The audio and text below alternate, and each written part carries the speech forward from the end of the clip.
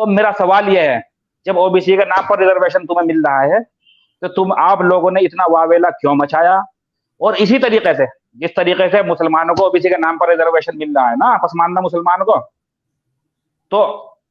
ऐसा रिजर्वेशन तो फिर क्या, अगर वही रिजर्वेशन दलित कम्युनिटी को दे दिया जाता जो आज एसटी में शामिल है, कि क्या वो लोग मेन स्ट्रीम में आ पाते?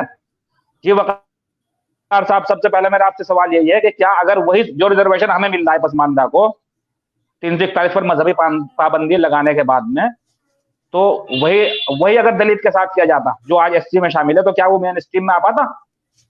ठीक है, देखिए, एक चीज तो जान लें मोइन भाई कि जैसे जिम्मेदार लोगों की तरह, जिम्मेदार पसमानदा एक्टिविस्ट की तरह हम नुरलैन भाई यहाँ दोनों लोग मौजूद हैं, तो बाकी लोगों ने बीच बीच में क्या वावेला मचा है अलग चीज है। ये सारी लड़ाइयां हम लोग लड़ते चले आ रहे हैं, उसमें साफ साफ तक हमें मालूम है ओबीसी का आरक्षण हमको मिला हुआ है, और हमने अली अनवर साहब और एजाज अली साहब से हम लोग आगे जा करके हम लोगों ने ये कहा कि 119 सीटें वो लोग कहते हैं रिजर्व हैं, 1050 सीटें रिजर्व हैं, तो उसको पहली बार हम लोग ने इसको कहा कि नहीं, 84 सीटें एससी की रिजर्व हैं, 47 सीटें एसटी के लिए ओपन है, और 650 सीटें जो है एसटी के लिए ओपन है, और 650 के आसपास में एससी के लिए रिजर्व है।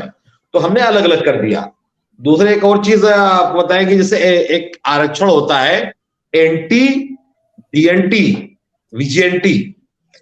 ये महाराष्ट्र में, उसमें भी हम लोग आते हैं। हमारे कई लोग, जो एक विधायक है एमआईएम से, वो उसी से है, उसी दुलिया वाले।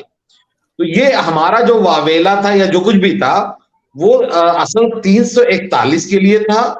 और ओबीसी में 2 पार्ट करने के लिए था, ओबीसी आरक्षण मांगने के लिए नहीं था। तो हम लोग जो बात कर रहे थे कि या तो बिहार के तर्ज पे 2 हिस्से में बांटा जाए,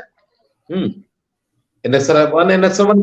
2 करके ओबीसी आरक्षण को 27% को, या वो 3 हिस्से में बांटा जा सकता है, जिसके एक बार राजनाथ सिंह ने कोशिश भी की थी। और हमारी पूरी जो आरक्षण मांगने की बात थी वो 341 के तहत दलित स्टेटस, और बिना दलित स्टेटस के न्याय का कोई मामला ही नहीं है। और ये सच है कि ओबीसी बिरादरियों के साथ जो मुसलमानों में दलित कही जाने वाली बिरादरियां हैं, धोबी हैं, नट हैं, बंजारा हैं, वन गुजर वगैरह हैं, इस तरह बहुत सारी बिरादरियां हैं, या 12 बिरादरियां ऐसी हैं जो सीधे सीधे भीख मांगती हैं, वो कंपटीशन नहीं कर सकती यादव कुर्मी कोयरी का। तो उनके लिए जरूरी था कि दलित का आरक्षण मिले, लेकिन हमारे कई साथी हैं जो इस लाइन में, तो वो लोग सीधे सीधे इसको भी इनकार कर रहे हैं, जैसे आस मोहम्मद वगैरह जो हैं, वो 341 का इनकार करते हैं कि ये ठीक नहीं है मांगना इसको। तो अगर महमूद मंदी साहब ने 341 भी बात की है, और वो जाके कोर्ट में, सुप्रीम कोर्ट में पार्टी बने हैं, तो जाहिर सी बात है अगर हम बुराई कर सकते हैं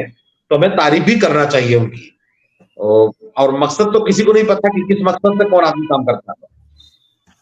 हम अंदाजा लगा सकते हैं। वो नया जाल लाए हैं पुराने शिकारी, या वो सचमुच बेहतर काम कर रहे हैं। लेकिन जाहिर पे बात होती है, तो अगर हम लोगों ने मोदी जी की तारीफ किया, कभी सपा की तारीफ किया, तो हमें